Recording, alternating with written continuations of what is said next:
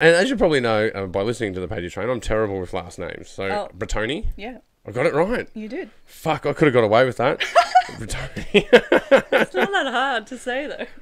No, but it is for me. It is? I'm a last name Quamby. I Really? just you know those things in life where it doesn't, like basketball. I cannot play it. Like I can play baseball, I can play cricket, I can play football, but basketball, body just goes, nah. We never do this ever. Doesn't matter how hard you bounce a ball and learn to throw hoops. You just don't do it. Oh, I'm not natural at it or any way gifted in it anyway. guess you can't be good at everything, eh? You can't be. And last names is one of those blind spots for me. No, you did well. Yeah, I'm a little bit dyslexic. I think it's cruel though. You know, English language can be cruel. I should. Yeah. Like, why is the word abbreviate so long? And why is the word dyslexic so hard to spell? Like, this is mean. Lisp has an S in it. We're getting our powder wet here. We should get into the show. You ready to start? Let's kick this off, Mr. Wade. What do you reckon? Yep. Yeah, all right. And welcome to the Pagey Train. Today I have in the studio with me Melissa Brattoni, actor, director, writer, mainly actor though. Welcome to the show. Thank you for having me, Ross. Yeah, no, it's great to have you on. I think we were just talking off air before about how prolific of an artist you are, and you're like, oh, I don't know, I've only built a few things, and sometimes we feel like that. But no, I think you're doing a lot in a short amount of time. I guess, yeah, when you look back, it does Pile up. Yeah, you see it does pile up, but I don't know, it always feels like you're just chugging away, so you don't really focus on that too much. Well, we met. I always have the story of how I meet a guest, and it's usually over beer. I'm pretty sure I've met you over beer. Yes. And that was, you reminded me, it was at the Western Sydney Filmmakers Hangout. Correct.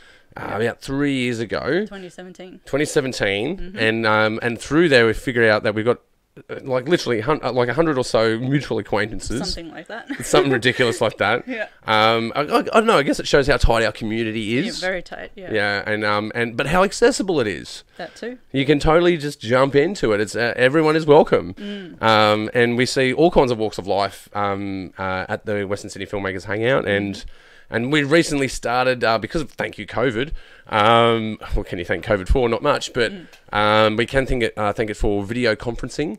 So we've been doing the online digital hangout in collaboration with, big shout out to, always, he's a shout out bloody king, Matthew C. Vella.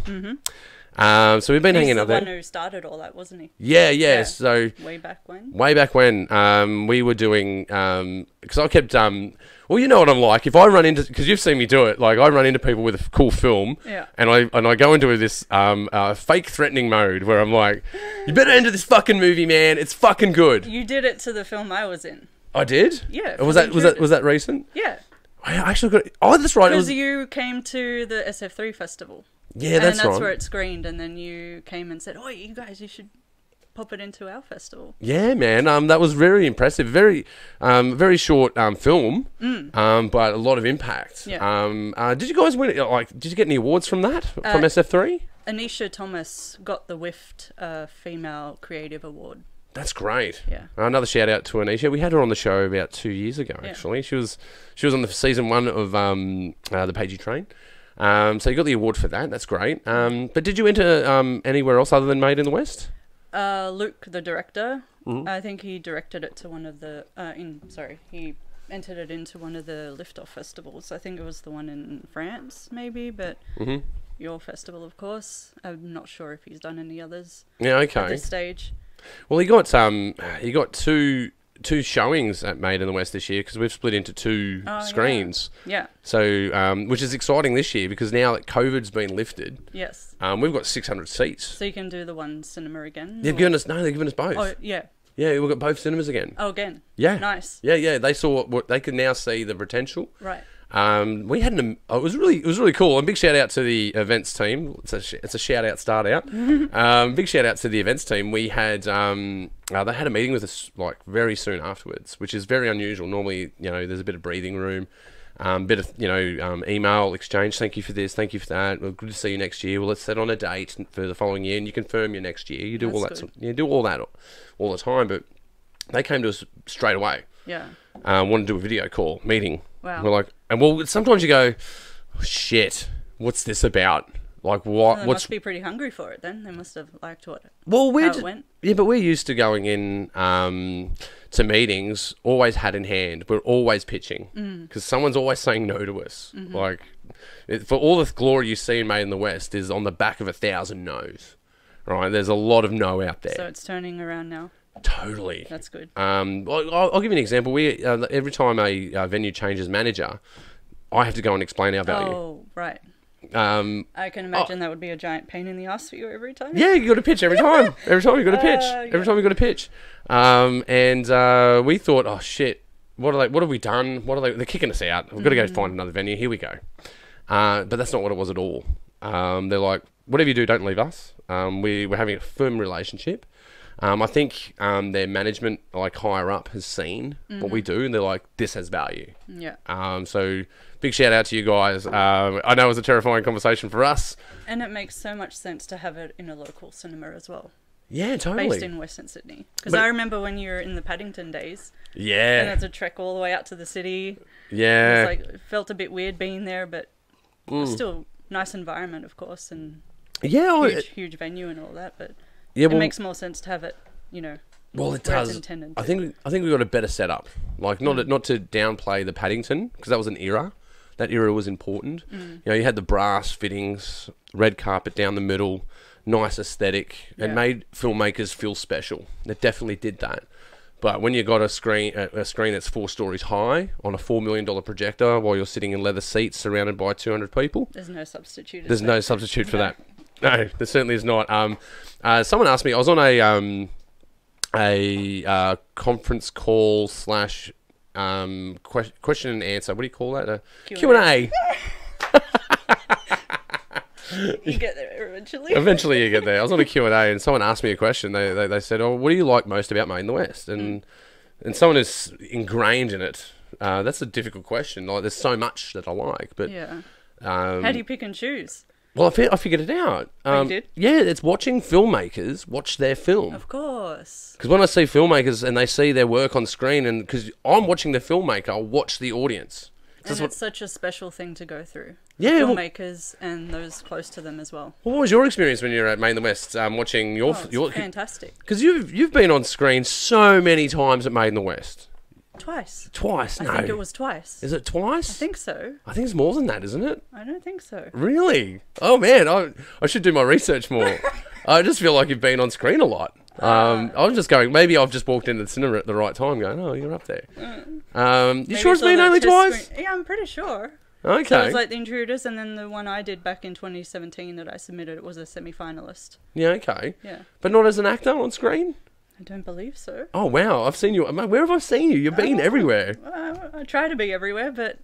Yeah, you've been... Oh, you've been doing something recently. What about the... I saw you in a US uniform. Yes. Doing a film online. No, not online, but working on a feature. Tell us about that. What's the name of that feature? So that movie's called Risen. Mm-hmm. Hopefully there'll be announcements very soon in terms of when it will be released. Mm-hmm. They've signed a distribution deal at this stage, so... very close to hearing information about that. Yeah, okay. Can you talk any more about your character, or are you sort of under lock and key? It's a sci-fi thriller, and it's based on a story in a remote town in Alaska about a meteorite explosion and the aftermath of that, a contamination event. Mm-hmm. Not much else I can say. That's about it. That sort of happens to us. It's a good thing, though. We call it the embargo. Everyone has an embargo on them. Mm-hmm. There's nothing worse than people letting information out early on your film. Yeah. Because you've got a promotional plan, and you want to promote in the right way. But, exactly. But be sure to check out when there's information out there on Risen, a feature film that you've been a part of. Yeah. But The Intruders. So acting in The Intruders. Yes. Tell us a little bit about that. What was the motivation in this film? To be involved. Yeah. So I didn't know the director at the time, but I knew he was friends with Rachel Bell Myers. I know she's been mentioned a lot on your show as well. Another shout-out queen, RBM. Yeah, so we connected a while back because I submitted myself for her film Curated Illusions. Mm-hmm. Didn't get it, obviously, but we connected online, and I guess we had like a mutual... respect for each other's work, and she shared a post that Luke was sharing. He was searching for actors for a short film idea he had, and I basically reached out to Luke, and he got me on board for it. Yeah, okay. How long did it take you to shoot? That was a really short film. Very, very quick turnaround. From memory, he was, oh gosh, I think we literally had only a week left until the SF3 deadline. Mm-hmm. So we shot earlier, I think, in that week. Very quick turnaround that night too. The shoot was literally done in 3 hours. Wow, that's a dream shoot. Yeah, it went really, really well. Yeah, because if you think about it, the impact that you get from it, like you get to see it in 2 cinemas, Yeah. gets to do a bit of a festival run, and it only took you 3 hours of screen time to shoot it. Yeah, obviously their post would have taken, the majority of the time until the deadline. But it was a very tight turnaround. That's an editor's problem. Yeah. But we're talking about drives. What drives you to be an actor? Like, why acting? I was really fascinated by acting during my high school years. Mm-hmm. I remember sort of thinking it's a dream job of mine. Mm-hmm. At the time, though, I felt it was so unattainable because I always had this idea that you had to know people in the industry mm-hmm. to have that foot in, and I couldn't, was so far from it. So it felt like an impossible dream. Mm-hmm. And I kind of didn't do much about it at the time. But then I thought, I'm not going to waste my life not trying it out. It's a bit too short, right? Yeah, Life is too short not to try it. Yeah, exactly. So then I enrolled in a short course in my local area that was at the Campbelltown Arts Centre in conjunction with Powerhouse Youth Theatre. Mm-hmm. And that was like a short Big shout out to 2560. That was a short course they did in screen acting, and I basically signed up for that, and that's where it all began. Mm-hmm. A long time ago now. Yeah, wow. That was back in 2008, so that was like my very first foray into the industry. It's not that long ago. It feels quite a while ago. Yeah, oh, don't worry. In 10 years' time, that will feel a lot longer ago. Yeah. Because I grew up in Campbelltown. Mm-hmm. The town has totally gone through a metamorphosis. It's constantly going through changes. Yeah, it was a bit of a rough town when I grew up there. A bit of a stigma for a while. Yeah. A lot of the suburbs around there as well. Yeah, I grew up in some of the rougher suburbs around Mm-hmm. Campbelltown.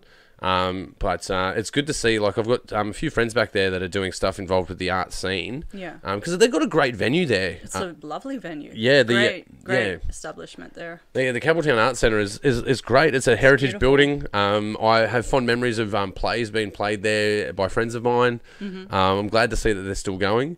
There's the art gallery they've got there as well. It's a great art gallery there. Yeah, cool. I know one of the curators there, Michelle. Big shout out. So actually, if you're listening to this, I think you do. I'm trying to get an interview with you, so it'd be good to talk art in Campbelltown. But yeah, I understand where you're coming from, where you have that hunger. Yeah, you got an idea for something, you get a flavour for it, and then all of a sudden you're doing it. And it becomes obtainable. My main motivation was because I was quite a shy child growing up, and I didn't have huge interaction with people, being an only child. So that was another motivator, to get to know people and understand people better. Yeah. And then once you get a taste for it, I don't know, I think you just end up enjoying it so much that it feels hard to break away from it.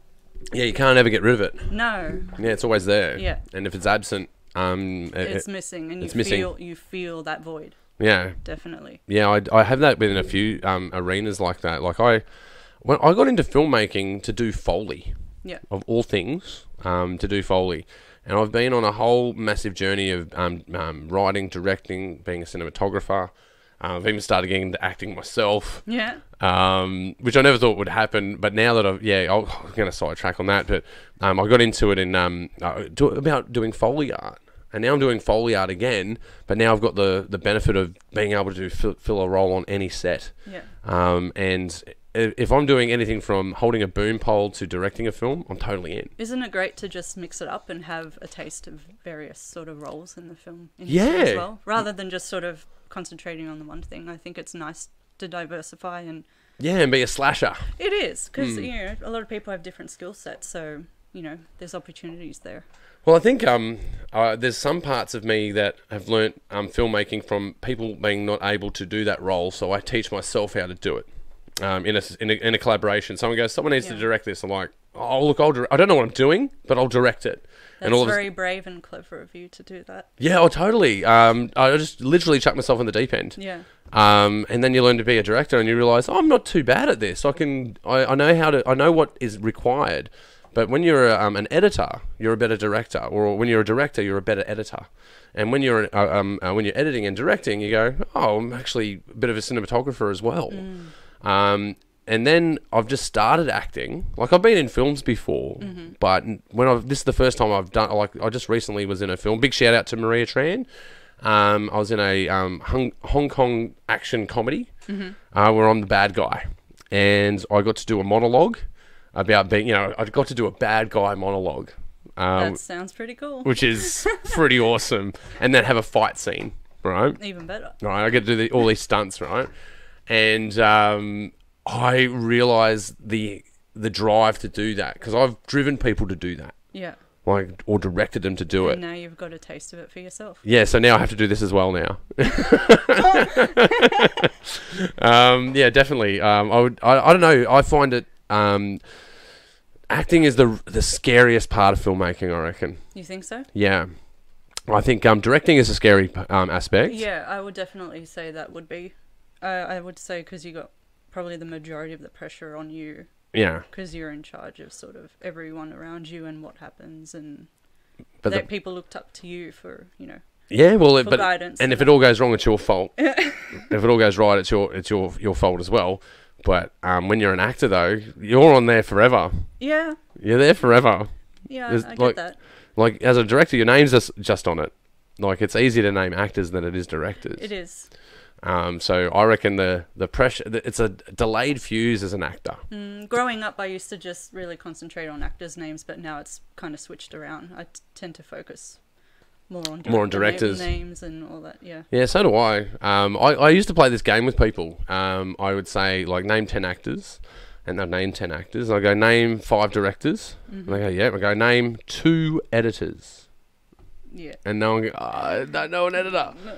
And I used to use that as a way to prove that there's different, not hierarchy, but different personality types that get involved in filmmaking. Like, actors are a different... actors and directors have a similar personality type, I find. They're go-getters.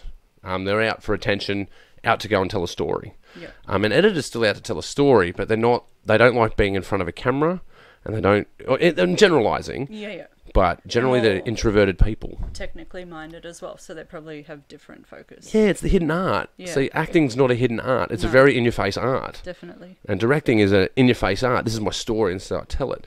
But editors, you don't know their names. And they have so much power in a film. They have the ultimate say in how a story is told. They've given all the building blocks for it, the performance and the frames and the shots. Yeah. They're given all that. But they have the ultimate say. Like, you can rearrange and edit and totally change a movie's trajectory. So, yeah, I always say that editors are the hidden artists. They are. They are very hidden. They're under the scene. Same with sound designers, hidden under the scene. You don't know who they are, but they've got a very crucial role in how films are made. And I've had the privilege of jumping between those arenas and seeing the difference. Yeah. I think a cool thing as an actor and being a director, this is my sneaky thing, is you get to see how other directors direct. Being an actor in like a variety of films. I say if you want to be a better director, be an actor. Yeah. So many different approaches, but even like actors work very differently as well. Yeah, I'm learning that as well. So many different approaches to, character work and how do you, perform your material and all that kind of thing. Well, what's your approach to acting?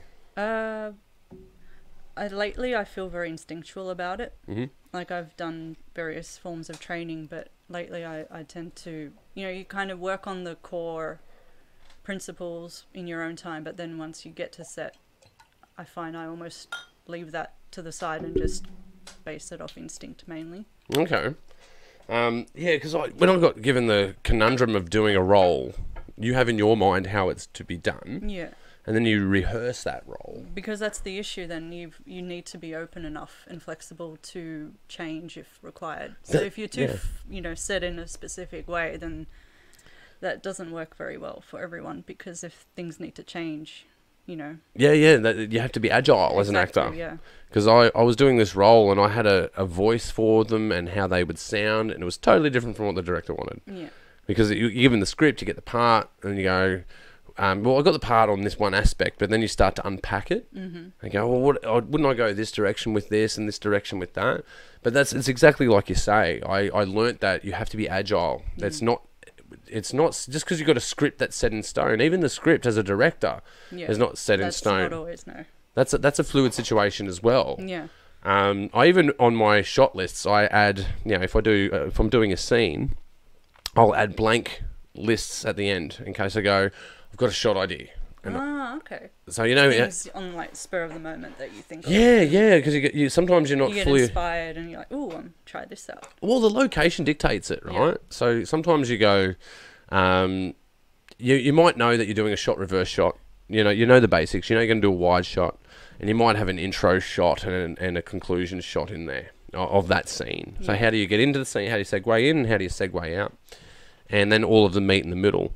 But then you've got all the interstitial stuff, like if we were filming a film now about the Pagey train, and this is all in a movie, and we're just capturing actors who are acting on a show, you might just do a single shot of that glass and add that into your scene. Because create an ambience and you might have different shots that you didn't even have in your shot list. You go, this scene rolled out this way, like all the B-roll kind of thing. Yeah, totally. You might have, but that's what I find B-roll. It ties into television. B-roll television has B-roll is a television term generally, because you've got when you shoot interviews, you need to have overlay. Because you need to be able to cut. I've heard it used in film as well, though. Yeah, I usually hear it as what do I hear it in film? They use another phrase. It's eluding me right now. Like second unit or pickups. Oh yeah, second unit. Yeah, second unit filming. Where you go, well, we do the principal photography and then we do all the other stuff because we don't need anyone around for that. It's cheaper to get rid of all the actors and just shoot all of the B-roll. Yeah. But yeah, I always use B-roll as a TV term. Okay. Yeah. But yeah, there is a lot more to film processing than people think. When you've directed you've directed 2 films? Yeah, just myself though. Yeah. It's more just experimental at this stage because, I like to sort of play around with it before I feel comfortable enough to actually work with like a proper team of people. I see. So at this stage, it's just me sort of in muck around mode with my partner who's the technical one and I'm like the ideas machine. Okay. So that's how we work well together. I've actually seen one of your films where you've done that. There was one where you were running scared. In My Mind. In My Mind, that was it, yeah. Was that it, Made in the West? A few snippets because it was part of the semi-finals. Semi-finalist, yeah. I remember that film and you were running through a park. Yeah, memory. So that was that film came out of sort of based off my childhood experiences of watching horror films when I was a kid, and then giving myself nightmares and just being like super afraid of the dark when I'd have to walk from the living room back to my bedroom. And in the dark, house by myself late at night, you start imagining all these things that are lurking in the dark. So I thought I'd like to make a film that sort of, demonstrates my experiences I had as a kid. Interesting. Because it's a simple idea. I thought easy enough to execute. Yeah, it's got a nice linear form to it. Yeah. It's not overly complicated. Yeah. But I heard this. I heard this recently, actually, that we're scared of the dark as kids. Yes. Because of our DNA. Crazy thought. Tell me more. Because when we were evolving from cave men, if you will. When we were evolving, before we started making tools and hunting animals, the animals that used to hunt us were animals of the night. That makes sense. Wild cats and lions and tigers and bears, Yeah. Oh my. I had to chuck that in there. Of course. But these monsters would hunt you at night. They're night hunters. There you go. It's justified. Yeah, so we would naturally be scared of these beasts that are in the dark, and when parents would be, consoling their kids after a night terror, they'd be. So we're not crazy after all. No, there's reason for it's a DNA thing. It's an inherited memory. There's research that shows that at the moment. I find that That's stuff. really cool. It's very fascinating. I've never heard that before. So. Yeah, I've only heard that recently. I thought that's fascinating. That's really interesting. And it makes sense. Oh, definitely. Definitely makes sense for sure. And then you can sort of then look at horror films and their evolution and tie that to human evolution. Big shout out to Ben Morton, if you're out there. I've talked to him about this on the show before, about instinct and horror. Where, you know, when you look at the because he changed my mind on it. He changed my mind on horror. You weren't a fan? No. I like horrors, but I used to have this thing where, like, I don't have this thing. It's like when I study film, you can look at films and go, there's certain methodologies that you use to tell a story. Like, you know, when you see in a film, you go, oh, why do they do this and not do that? Because there's this obstacle and an intent. And sometimes when the obstacle's not formidable enough, the story falls apart. Doesn't make any sense. You're not rooting for the good guy anymore. And in horror films, you'll always have the damsel in distress in the house, and you always go, just get out of the house. But he explained to me why this is so. What did he say? Well, you need the people in the horror film to be a little bit stupid so that you feel okay with everything that happens to them, because in the horror film you'd go, but I would do this and I would be okay. So he goes, well, you need to separate those things. You don't want a horror film where you are totally empathetic for the victim. You want to be able to have a way out in your psychology, and then there wouldn't be a story anyway if you got out of the house. What's the fun of that? There isn't. So sometimes it's good to have. He taught me that it's good to have obstacles that aren't always so formidable. Sometimes it's good to have a device in your film where you go, but I'd do it differently. Because then it gives you license to really get away with stuff. Like run at right angles instead of straight ahead when there's an object coming behind you. I see that all the time. Yeah, but it's not believable. But he reminded me that they're films, Ross. Yes, they don't have to be believable. We're stuck in this notion where things have to be real and this method of escapism. I sometimes struggle between that kind of approach because, I don't know, if a film is sort of presented in very realistic terms to me, then I feel very strongly it needs to stay in that kind of grounded aspect. If it's fantasy and, you know, or whatever, then obviously it's kind of a free rein to just do whatever. But I understand what you're saying, and I do tend to struggle with that. Well, there's another example I see is, like, if you take something, talking about fantasy, if you see, like, Lord of the Rings, for instance, and they have lots of sword fights in that, and there's very much a medieval aspect to Lord of the Rings. So you can get someone who's into, an expert in medieval warfare as a consultant to work on your film. And they have these people that critique these things. They go, oh, this is what it would actually do. Like a big thing that's in these films is shooting flaming arrows, like, because they look good to shoot. Like, to film a flaming arrow looks great, but they won't actually use that commonly because they're expensive, problematic, and their targets are usually when you're attacking a town, not when you're attacking infantry. But they'll always try and sneak a scene in where they're attacking infantry with flaming arrows. Or the boiling oil, you know, when they pour boiling oil on people in films and medieval films. Why would you do that? It's a waste of oil. It's a very precious resource back then. It'd be too expensive to do that. And they never actually did it. But in films, they like to twist that sort of history a bit. Yeah, it's fantastic. To make it more enjoyable or another in some one. Cases or appealing. Yeah. Like, before you'd attack a fort, they would have, like, they cut divots out so that you can't put ladders up at the wall. But you will always see in films, they'll always have these ladders that go up and they breach the wall, right? Well, in medieval times, they made a lot of obstacles in your way, so you couldn't do that. You couldn't just roll on up to the wall. They're like, you got to get through 6 different obstacles before you even get anywhere near it. But looks good in film. You have to suspend reality for that fantasy to take place. And he reminded me of that. Sometimes we take seriousness too seriously, and sometimes it's good to have a not so formidable obstacle because then there's no movie. So it's a balance. You've got to have something that is a little bit. It needs to have the perception of being formidable, like a wall that needs to be climbed with a ladder, but it doesn't have to be real in that sense. Because if you made it real, there's no story. It's boring.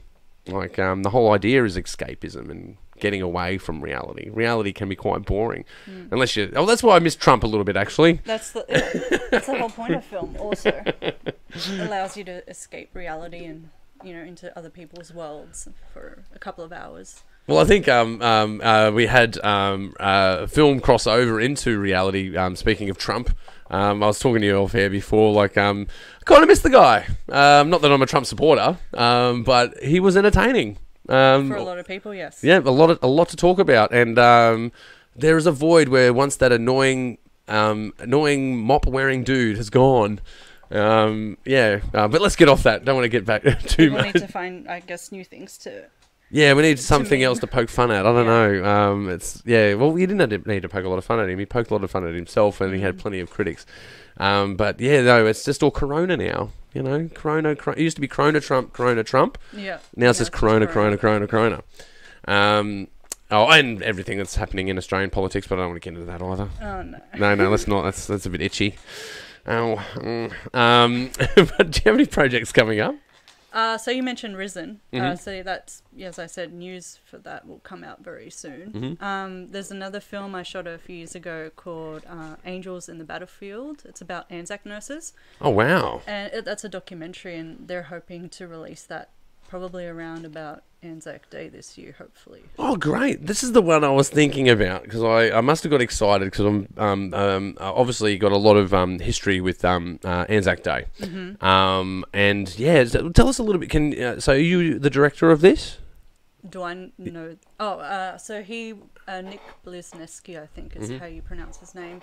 It was with the TAFE Randwick campus. Okay. So it's like a combined sort of student project, but he also is a director in his own right. He's also a novelist, I believe, or writer, and he was sort of spearheading the project. And yeah, it seemed like it got probably a bit bigger than maybe they were anticipating. Tends to happen. Yeah, I heard they were shooting things in France as well at one point. Holy shit. Yeah. But the expensive student film. Yeah, so it's like quite fully fledged documentary, and so we shot on campus in a studio facility there, which was really cool, and then out on location in Cobbitty. Oh wow, that's just down the road from me. Yeah, so it's apparently very close to or in a very similar location to where Hacksaw Ridge was filmed. Yeah, wow. Because they had trenches still remnant trenches in the field. So you acted in this film, or? Yeah, as a nurse. As a nurse, and so that's like full historical setup by the sounds of it. Very much so. We had like one of super the cool. old cars there, the tents, all the costuming, the nurses' outfits, all World War One military garb and all that too. Yeah, wow. I can only imagine the nurses' outfits would have been very penguin in nature. And hot and heavy. Hot and heavy, because it's heavy wool, heavy right? Fabric, yeah. Wow. How exciting is that? It was really cool. That would have been really cool. So how long was that shoot for?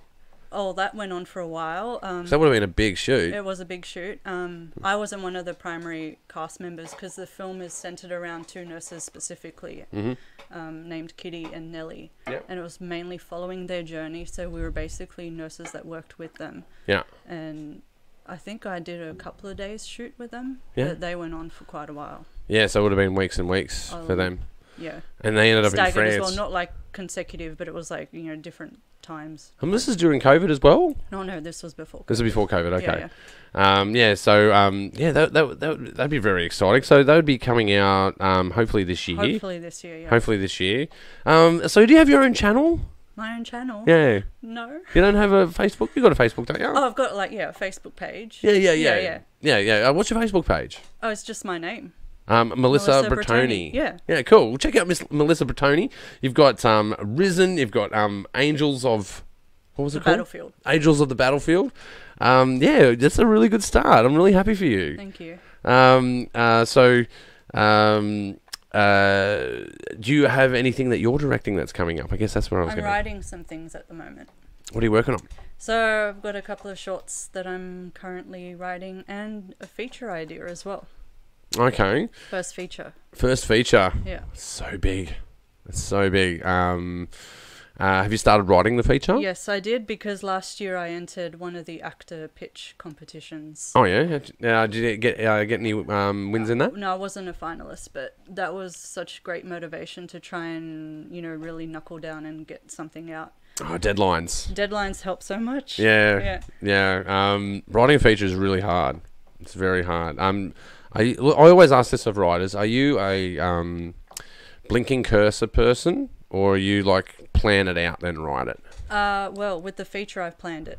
Yeah. So I already had, some vague ideas of what I kind of was thinking, but then the parameters of the competition I entered sort of helped hone that a bit more. Mm-hmm. And based on their requirements, it kind of made me think more specifically, what am I going to do with these people I have in my head, and Mm-hmm. the sort of location I have in mind.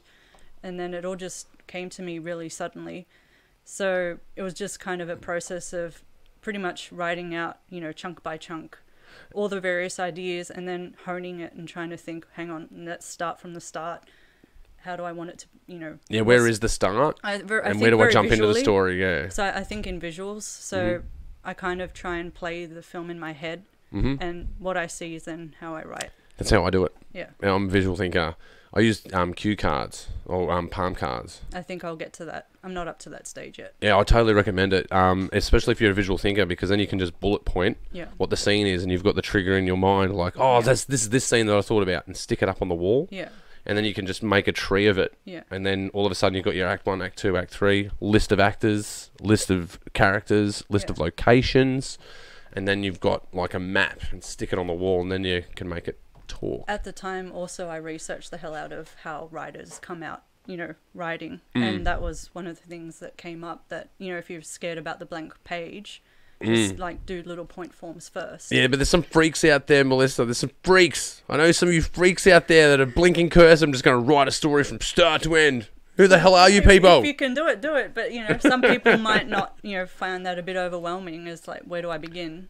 Well, So at least yeah. then you've got something to reference across. And Yeah, you got something to... So you got a plan. I need got a a map. plan, exactly. You need a map. I Yeah. call it the map. I found that process really helpful. Yeah. Well, with the, bagging out blinking cursor people, I've been a blinking cursor person before. I have written short movies that I've made from start to end Yeah. in one night. I've just written them out. Just pumped them out. I find I smashed out all my plan in 2 nights, basically, because I think once I get in the rhythm, Yeah. can't. Don't jump out of it. Yeah. Yeah. Because you feel it all, and you just want to try and get it out and process it as quickly as possible, and then you can step away from it. And Well, especially being inspired. When you're inspired, you got to jump on that wave, because you don't know when it's going to show up again. yeah, You get that writer's block, that blinking cursor. That's why I don't know how people do that. Just sit at a blinking cursor. I can't do it. No. I go insane. yeah, I'm a pacer. You would see, like, I'd probably wear the carpet in, like, from that chair all the way to here. I just walk back and forth, sit in the chair, right, back and forth, sit in the chair and right. And I usually tow between a beer and a coffee. Mm-hmm. Beer and a coffee. Coffee. Interesting combination. Beer. Coffee. All right, I'm really drunk. I've got to go to bed. But I write different things though. I do write films, like scripts. Yeah. And some that are just, I know that will never see the light of day. I just write them. I just like them. But I write music as well. Music is a different beast. That would be. Writing lyrics for heavy metal is a different beast. But I was going back through some of my old stuff, and I can't believe I'm the guy that wrote it. Oh, why? I don't know. Like you're a different self back then, or Yeah. you're going through different things in your life? Yeah, I was so critical of my work back then. I thought, this is so shit, and I fucking hate it. And then I'd still create it and publish it, and people would like it, and I still wouldn't like it, but I'd enjoy performing it. But there was this part of my brain that wouldn't accept that it was good. And now you feel different about it? So it's awesome. Yeah. It's really good. Like, some of the lyrics that I've written, I'll go back and go, I can't believe I've written this shit. This is really good. Yeah. And I reflect on that, and I go, why was I so harsh on myself? I missed the moment of enjoying that. That's interesting. I remember doing similar things as a teenager, writing out things, like lyric ideas or poetry and things like that. And you think at the time it's like, oh, just rubbish. But then you find it and you look back up on it and you're like, wow, I was pretty creative. pretty good back then. You know? Yeah. So I say to people, don't be afraid of it. Don't let your fear stop you from writing and get you scared. And don't think that it's unobtainable, because it totally is. Someone once said to me, they would talk about like famous directors or famous actors, and they'll go like Tom Hanks, man. He's just a dude. Yeah. You know, he watches TV just like you, man. Yeah. He's just a dude that just had the balls to go and do what he did. You know, he started out as a comedian, then became an actor, and just ran with it. You know, it takes courage to do that. You look at writers out there where they write their first novel or they write their first script. It didn't just happen. It wasn't that they were gifted as a writer and it just happened. They pushed themselves to do that. And that's the difference, where you just got to push yourself to do it. And I always say I try and write at my worst. Like when I'm not inspired and I feel horrible, I try and write then as well. Do you tend to find it's very similar themes that you come out with? No, they're all different. They're all different. All different, yeah. I've written even lyrics for an album. I've written in a very depressed state, and it's actually pulled me out of that depression because I've used it as a therapy. I think creativity is probably one of the best things for those sorts of situations when you're feeling really down. Yeah, I'm pretty prolific when I'm tormented. It's a terrible thing. Sometimes a better performer when I'm tormented as well. Okay. It's a strange thing. I look back at getting really deep here. I look back at my because my mother was an artist. Yeah. She was a painter and she wouldn't do tapestries, but she would do what you call cross stitch. Oh yes. Where they're stitched by a like embroidery kind of thing. Yeah, but it was so fine it looked like a painting. Oh right, yeah. Like it was to the smallest micron of I don't know how they measured that. It's very talented. Yeah, and achieve those. Patient. The time consumption of making these artworks that she made. But in some aspects of her life was a very tormented person. She'd be short fused, be yelling sometimes. And it got to a point where I remember saying to her, you've had your 3 kids that have gone through university. Everyone's got a degree. What are you upset about? What have you got to be angry about? And when she left us, when she passed away, I got to reflect on her as an artist because I always knew that she was brilliant. Mm-hmm. Like the stuff that she does, it was amazing. Like she made both of my sisters' wedding dresses. And they would have been, to get that made, the way she made it would have cost tens of thousands of dollars. Like, it's insane what that woman could do. Her artworks were second to none. And I realised, writing some of my albums and writing some of my scripts, I go, the torment fuel. I get why she was a bit... It was sometimes, because you'd go, why are you making this decision this way? And then I could see in a subconscious way that it was fuel to be an artist. Yeah. And I thought, and I go, I could take umbrage and say, well, I'm not going to be like that. I'm going to be an artist that works in a warm and fuzzy sunlight kind of way. But I'm a heavy metal vocalist and I've got to face the reality. Sometimes a bit of torment goes a long way. And the creativity that comes out of it, I find, seems to be really special in a lot of cases as well. Yeah, totally. Like, how many artists have you would have listened to podcasts or read books about that go, well, I did this because of this. It didn't come from a place, well, everything was really cool in my life, so I decided to write this book. And usually that's a politician writing a memoir. Yeah. How artistic. It's usually a journalistic reflection on their life and bending the truth a little bit. No, I think they go hand in hand. Yeah, comedians, need to make people laugh because they feel sad themselves. Mm-hmm. And you go, that's an interesting way to look at it and admit it. I have to admit that about myself, and it's a difficult thing to do. Yeah. I used to say admitting that you're an artist is a hard thing to do. Because I'd get people to do it. They go, I've only made 2 films, I don't know.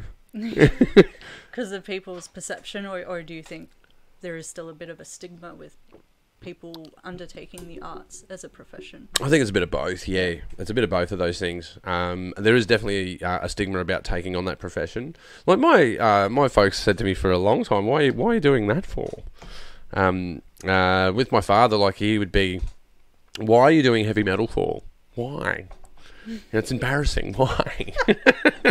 Well, you're embarrassed, old man. I'm fine with it. You're fine with it. I'm totally fine with it. But I think the penny dropped with him when I eventually said, it's therapy. Like I have the privilege of getting in front of a crowd, screaming at them while I've got a band behind me, and I get paid for it. That's a privilege, right? That's a privilege that I've earned. It wasn't given to me; I had to earn it. And the lyrics that I write about are about all of the pains and woes that I've had in my life, and it's therapeutic. And some people go to therapy. I get to shout at a crowd with a microphone. You know, it totally is like a type of therapy. It is. Even acting as well, in some ways. Well, tell us about that. Do you have a cathartic release as an actor? Every time you step in, on set and perform when you're, engaging in a character and that kind of thing. Mm-hmm. Even like when you're doing training and courses, just every moment you get to play someone else, it feels quite cathartic because, I don't know, I think it's like a form of escapism. Mm-hmm. But I think also for me it's kind of the thrill of the performance. And, growing up from a very sort of isolated childhood sort of environment, I think pushing yourself into that environment, it sort of allows you to sort of open up more and explore things that maybe normally you wouldn't have the opportunity. I think the same with writing as well. You get to play this role, like you said it before, like you visualize the film, and you get to escape into this story and write it. I don't get it with writing as much, I think, because that's still quite an isolated, creative thing to do. I think, but still, it's still therapeutic because you're creating something. I think when you get more of your stories out there, then you'll start to get it. And I totally recommend that because if you're at this stage now, I'm like, my advice to you is like, keep going. You're doing the right thing. Excuse me. Oh, I'm not even drinking. It's just the water's giving me the burps. It's normally the beer. Oh God, I miss a beer, Melissa. You do? I do. I'm not a beer drinker. Oh, I am. It's How long has it been? 19 days. 19 days. Doing really well. Yeah. 19 days of not drinking. It's a smart March. I've now realised it's not so smart March. Clever idea. I don't drink that often, so I'm always a bit astounded by like the whole dry July thing because I don't drink enough for that to ever be a thing. To be like, oh, I miss alcohol or anything. I always say to people, stay lightly drunk. Yeah. Life is a lot better when you're lightly drunk. Sounds like the woes of an alcoholic. But staying lightly drunk, I do recommend if you're a drinker. 19 days, and I'm going to do dry July as well. I'm going to do that one as well. Great for the hip pocket, saving a lot of money. I can imagine. Saving a whole stack of money. I'm spending it though anyway. So in other ways. To make up for that. Yeah. I've got to invest more in the Pagey train this week because I had a bit of extra money. So I've got new power supplies coming, so I can plug. Because my cameras run off batteries at the moment. Wow. So I'll be running them off power, off AC. So Good stuff. Yeah, it means I can go beyond an hour and a bit in the podcast. I can go forever. Yeah. Oh, gosh. Yeah. Look out, people. Yeah, that's it. These are going to go from 1 hour to 3 hours real quick. No, I think I'll probably do that. I just don't like restrictions. I like to be free. And I like to do, I like to do what I want. Yeah, that's fair enough. And my persuasion is to do something helpful. If you're going to do something that's contributing and be helpful. If you're going to grow, try and get people around you to grow with you. And if you want to grow, be around people that are growing. It's all of those things. It's so helpful. Yeah, that's how because it's talking about accessibility as an artist. Yeah. Surround yourself with artists. Yeah, I'm inspired by so many people, and it's really nice to have the community around you to feed off as well, and then be the support network for others if they're up and coming as well. Yeah, you egg people on. Yeah, egg them on. It's such a lovely lovely circle. Well, that's the thing with Western Sydney though. We're at a geographic disadvantage because it's so big. Mm-hmm. Like you think about the top of Western Sydney to the southern part to the western part, massive amount of land. How many postcodes exist in Western Sydney? Like I don't even know. But there's 2.5 million people that live in Western Sydney. Oh, that's a massive section of people. Huge area. And a whole cross section of different people. It's so diverse as well. Yeah, just organically. Yeah. Just by its own nature, it is different everywhere. We have commonality and we have differences, and I think ironically, both of those things bring us together. And people are starting to be more proud of their postcode. Yeah, that's what I've realised. And I love seeing the Western Sydney scene come up more now. Like more projects coming up that have that focus of that area, and creatives from the area being able to come out and tell their stories. And I've seen it change. I've seen it change. I've been running Main the West for 10 years, and I can tell you what it was like 10 years ago, and ain't like what it was now. There was a time where people would even change their hairstyle, really, their clothing choices, because they didn't want to be seen as from the area. That's right. And now they accentuate it. Yeah, that's what I've realised. People accentuate their Western Sydney setting. What a turnaround! Massive turnaround. People would make themselves more edgy and CBD like, right, to fit in, so they can get a job in the city.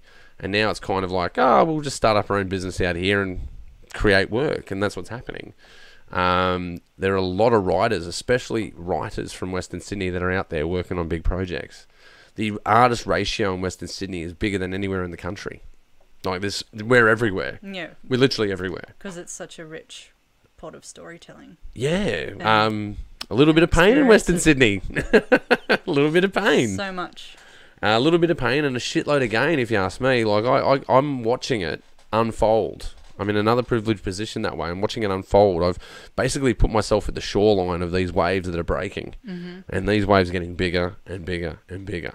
And I'm watching them roll in, and occasionally I get on my board and I catch a couple of them. Yeah, having grown up in the area and living my whole life, you do see that change. Everything you're saying. And it's so lovely just to see. We're in an interesting time.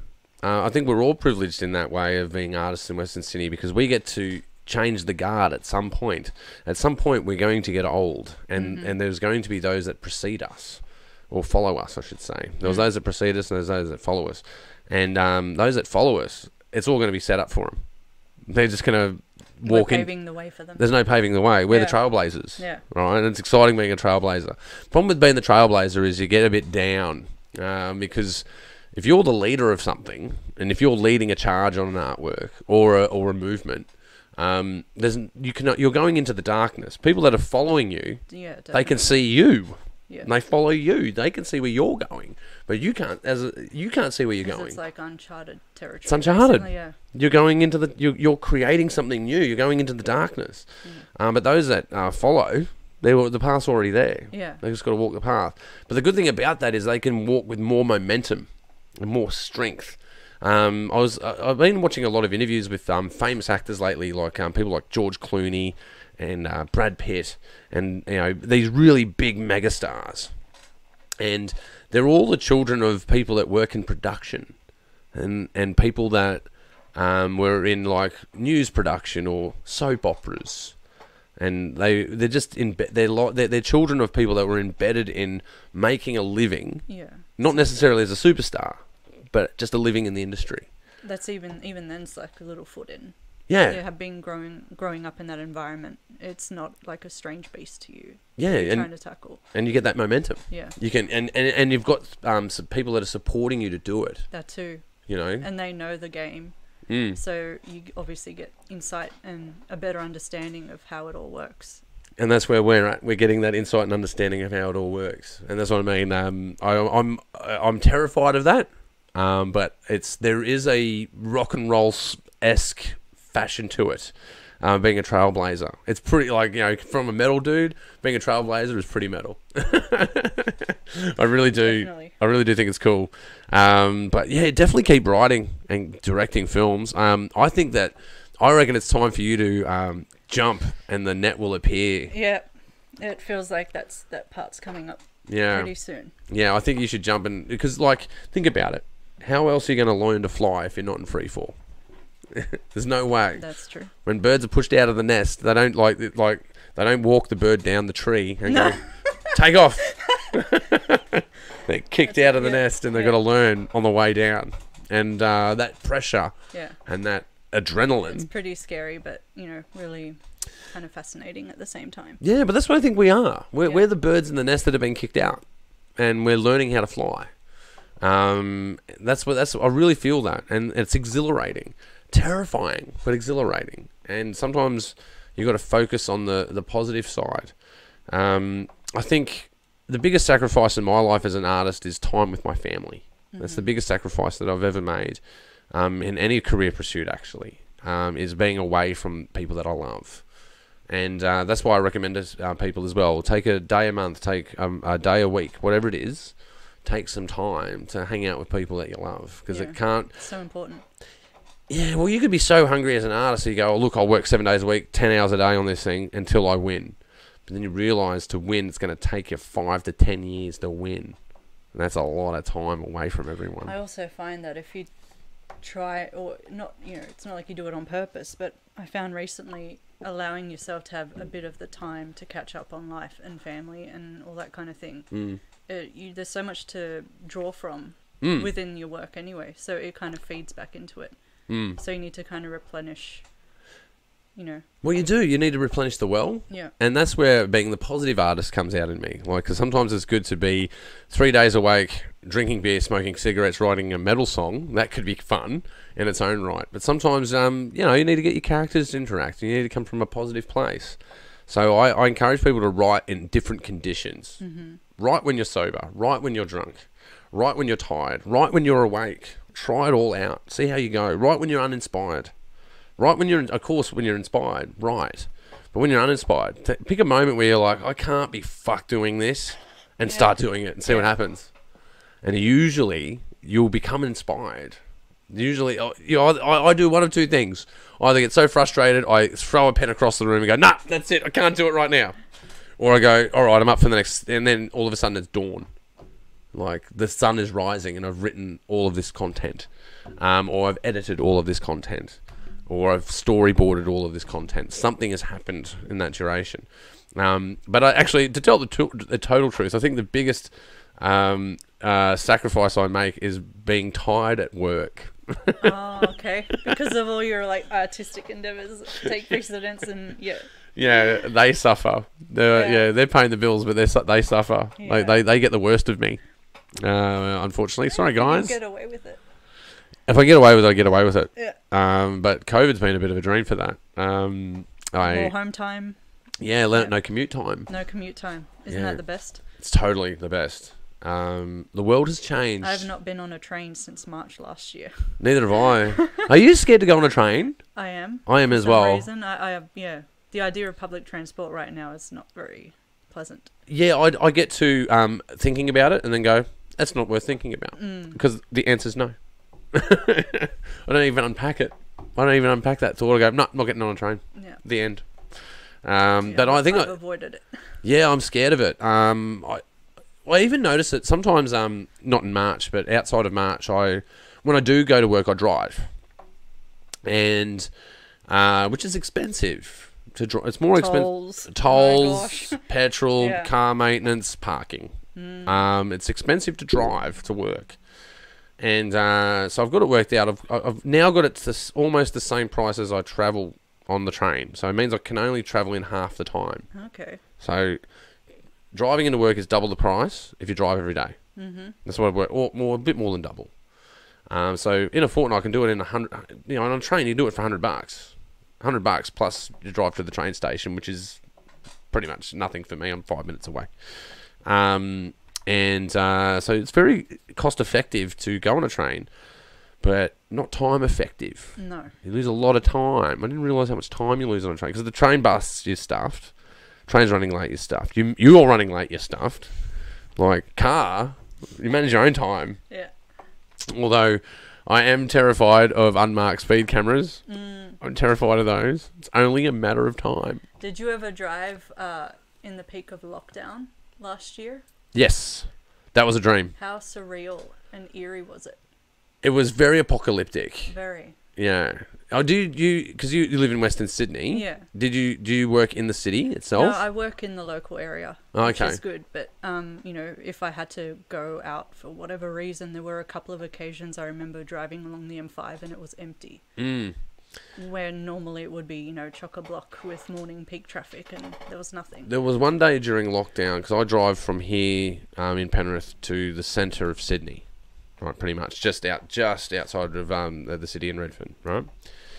and normally that's an hour and a half. If you peak or not peak pre-COVID, it's all peak. It's always peak. There's peak. Actually, sometimes it could be 2 hours. Oh yeah, I've done that. You just don't drive. You just go, fuck that, I ain't doing it.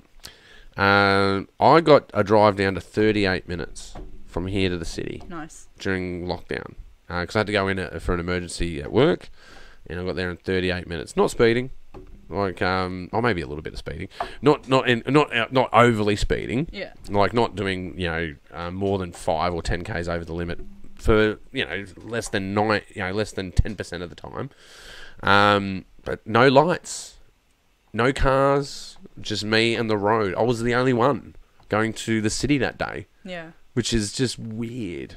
It was the weirdest thing. It was. I got petrol for $1, because I get premium. Oh right. It was down to $1, was it? I got it. Yeah, that's right. I got premium for $1, and I drove to the city in 38 minutes. I'm like, I've just travelled in time. I've gone back to the 80s. Didn't last that long though, did it? No. But oh man, the savings, man, shit. I don't know about you guys out in Radioland, but if you were working from home and you still had a job, you were saving a lot of money. So yeah, I had definitely one of the upsides to COVID. Yeah. Sure. Well, now they're trying to get us to spend that money, right? And they're all out there going, oh, I saw that there was a ticket to Perth for $200 recently. Wow. $200. Like we saw it go up to $3,000. Yeah, I remember it was like well over 2,000 at one stage. Yeah, it's $6,000 round trip, right? I haven't really checked because I don't have any intention of really travelling interstate anytime soon. Yeah, I don't want to get on a plane, but I do because there's people that I miss. I need to go and see some people that I love, and some of them are in Perth, and some are in Queensland. I've got to go to Queensland, got to go to Perth. Yeah, $200. I think, $400 round trip. Get there and back in $400. Which is just normally it's $400 to fly there. Yeah. You get it done in one. So there are incentives out there to get spending that money.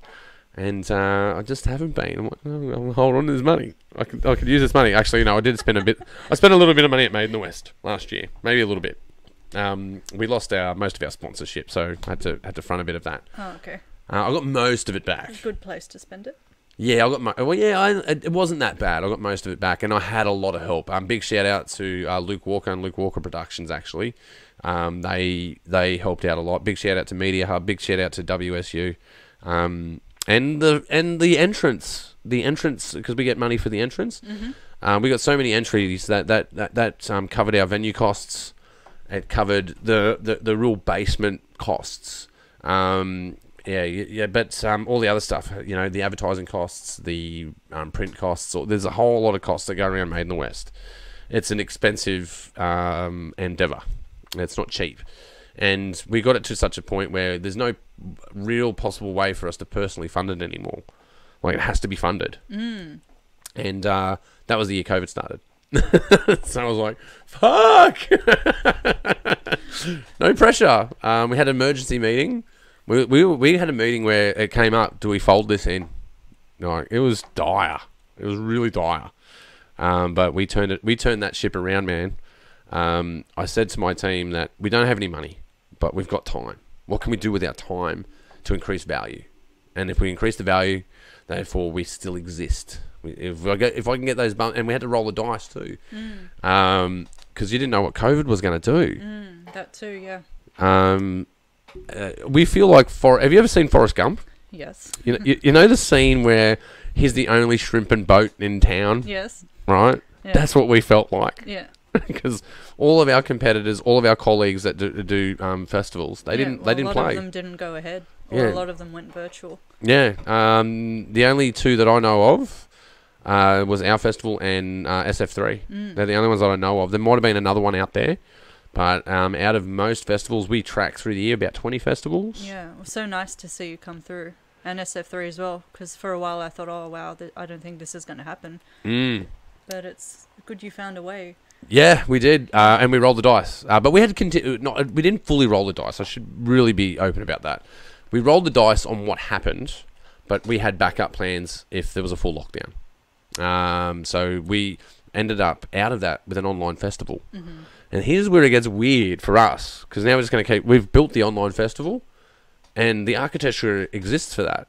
So it's there. It's templated. It's built. Do you find that was more beneficial in some ways as Gonna well? run it every year. It's already built. And do you find you get a much wider audience as well? Yeah, we reached our advertising reached 100,000 people, and we had easily over 1,000 people watch it. Yeah. So 1% out of 100,000 reach is pretty good globally. So if we reach 1 million people, we'll get over 10,000 views for that. Like, think about that. That's an arena full of people watching all of that content. Yeah. That's very powerful. So the potential for online Made in the West is huge. Yeah. Good thing. The best thing I like about online Made in the West is you've got to pay for a ticket. Yeah. It's the only pay portal. There's only 2 pay portals that you will run into for Made in the West, and that is for entering and for the online festival. Although, no, we have changed it a bit this year. You can buy VIP tickets. I think most of them are $100. Actually, we've had it for a couple of years where we sold VIP tickets for people that wanted to fast track their way to VIP. Because there's 2 ways to get into VIP. You can have a film made or make a film and get entered into Made in the West and be accepted as official selection. Then you get into VIP. Or be a previous winner of Made in the West, you get into VIP. Be a sponsor of Made in the West, you get into VIP. Or you can pay $100 and you get into VIP. We have had a few people do that, which is interesting. When I come up with that scheme, I'll use is scheme a good word for this? Scheme. We'll go for scheme. When I come up with this scheme, I thought no one is going to buy that ticket, and they did. But they get full treatment. That you'll get greeted with champagne. You'll get to rub shoulders with celebrities in that space. Yeah, it was cool. I was in the VIP last year. It was nice. Well, what was your experience at VIP? How did you go? Did you get any networking done? Did you run into cool peeps? Yes, definitely. Shout out to Ryan Couchy, who you had on the show recently. Yeah, big shout out. I love that guy. To meet him and loved his movie Gollum. So yeah, it's great because you get to mingle with other filmmakers.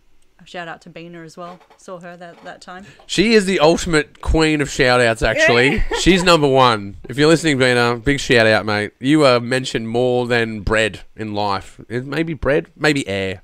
It was so weird because I met her through a cousin of mine at the Made in the West Festival on my birthday back in 2017. And back in the Paddington. Yeah, when she had Wild Dances screened. Good movie. Fantastic. Fantastic movie. That was my pick to win, actually, that year. But it was our RBM's film that won. It was very close between that and that, but the judges picked RBM's in the end. But yeah, no, she was my pick. Yeah. And I think she got Audience Choice Award, actually. I don't recall. I hope she did. I think she did. I think she did. Yeah. Memory, yeah. Yeah, I voted for it. Yeah. I definitely voted for it. I may have too. Yeah. No, it's really cool. The Audience Choice Award is a really important thing for us. Because we get 9 judges. Because I've had this. You always have naysayers. There's always people, of a troll nature that will troll you. And some people would say to us, "Oh, it's just your friends that are getting into Made in the West. And you're just looking after your mates." I'm like, we don't do that. We don't. It's totally democratic, man. Like we care, but we don't care. Like we care about the films, we care about the artists, but who gets in and who wins, we can't care about that. Like as the adjudicators of the festival, we can't care about it. That's up to the judges, man. Yeah. That's you do the initial curation though. Yeah, I curate. I decide the order and how they play. Yeah. But I don't decide the films. No. That's the judge's job. We separate that from ourselves. But if you don't like what they've got to say, come to the festival and have your say. So it's a democratic process, Made in the West. Because when you go to festivals and you go, why did that film win? Like you look at it, you go, it's just their mates. They just let their mates win. Tropfest, you're terrible at this. If you're out there listening, you go to a Tropfest film, you're like, it's your mate. You let your mate win. I've never been. You've never been to a Tropfest? No. Not missing much. I'm sorry. I shouldn't say that. They are our bigger brother. Although I feel a bit bad for them at the moment. Yeah. You're not going ahead, or I haven't been in the loop very much. They have been a 404 error online for over a year. Oh wow! So you go to their website, it's not there. Okay. So I don't know if they're out there because they had a big scandal. Do you hear about the Tropfest scandal? feels like it's a while ago now. Yeah, it's about 2-3 years ago. Yeah. They had, because they cost like $1 million to run, right? They're a massive international festival, and they would have to. When you run a festival, you have your festival float, so cash in the coffers, right? Yeah. And cash will enter and exit that coffer all through the year. So one of your costings is your online costs. So website, sponsorship and advertising costs for your digital footprint. Even your email will cost you money. Because if you're running MailChimp, you've got to buy MailChimp, because you can't just email everyone individually. You need a system to email thousands of people. It's just how it works. So you have your online costs, and that doesn't cost that much, but it's a cost. So you'll have that money enter and exit all through the year, because there's different times that gets paid for. You've got a PO box for when people mail you. You need to pay for it. There's so many costs that are inlaid in that. So you have your float, and their float was about $1 million. Like, what a dream. Got $1 million in the bank just to run our festival. How fantastic. Did it all go missing or something? I don't recall. Yeah, someone nicked it. That's They totally funny. stole it. Couldn't recall the specifics of it. But Yeah, man. Someone ran off with $1 million. They ran off with I think it was like 1.6 million they ran off with. Yeah. And they had to get donations from everyone. Wasn't there like this huge legal thing about it as well? I Yeah. don't really recall. Yeah. There's a lot of controversy around this. Yeah. Even with May in the West has its own controversies with Tropfest in Parramatta. That's another story. Oh, okay. Yeah. That's I think right. you might have heard this story. I don't think I have. I'll tell you the story off air. Actually, I don't think I've told this story on air. Hey, we're at the hour. Wade's telling me we're past the hour. 1:13. 1:13. Oh shit, Wow, man. That went quick. Yeah, we better get in and out. But look, where can we find you online, Melissa? On social. So I've got Instagram, What's your Instagram handle? just at Melissa Brattoni. This is very easy to track. I'm really glad that you've done this simply. Yeah, well. Some people are really complicated. Well, being an actor as well, you want to try and make things as simple as possible if people want to try and find you as well. Yeah, absolutely. On Twitter and Facebook page as well. We'll have to make it complicated. I'm Roscoe Pagey trained. Can't just use my name. Yeah. What's the fun of that? And I have a website as well, just melissabrattoni.com. Yeah, okay, great. So be sure to go check out melissabrattoni.com and check her on Facebook and the Gram. But yeah, no, thank you so much for being on the show. And, guys, don't forget to go. Is The Intruders out yet? Yeah, Luke has it up on his Vimeo. Okay, so go check out Luke's... Newnham. Newnham. That's so bad. See? Sorry, Luke. See how hard last names are? I was telling you this before. You put me. You did this. I did Your this. fault. This Your is fault. my fault. Your Look. You rubbed off on me. I'm terrible with last names. Newham. Newham. So I would say It's Newham. like a silent N in there, I think. Yeah, but see, don't this know. is people's last names. It's so hard. I'm terrible with last names. You're totally off the hook. I'm way worse. But be sure to go and check out The Intruders. Luke Newham. Yeah, I think you did a better job than I did. Yes! Big shout out, Luke. Be sure to check out The Intruders. Really funny film. It's got an excellent twist in it. I think the twist in it's great. Won't give that away, of course. It's great fun to make too. Yeah, it was very well received at Made in the West, so be sure to check it out. And of course, you've got Risen. Risen's coming out soon. Yeah. And that other cool film you were talking about, where you're a nurse. Angels of the Battlefield. Angels of the Battlefield. So be sure to check out that coming out soon. But once again, thank you so much for being on the show. I really appreciate it. Thank you for having me on the Pagey train. Yeah, well, it's been a blast having you aboard. But you can find the Pagey Train everywhere. You can find us on YouTube. You can find us on Spotify, Apple Podcasts, and of course, iHeartRadio. Basically, you can find us anywhere that you can find podcasts. You have been watching the Pagey Train, and we'll see you next time. That's it, man. You haven't stopped the record yet?